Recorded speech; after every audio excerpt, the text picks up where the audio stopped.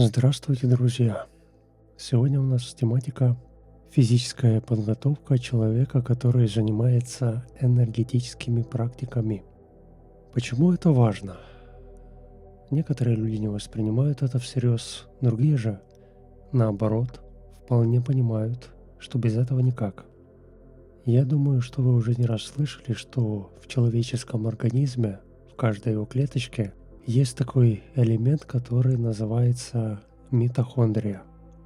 Это такая своеобразная электростанция, которая отвечает за переработку питательных веществ, поступающих в наше тело с едой, в энергию для деятельности нервной системы, мышечной, ну и остальных органических процессов.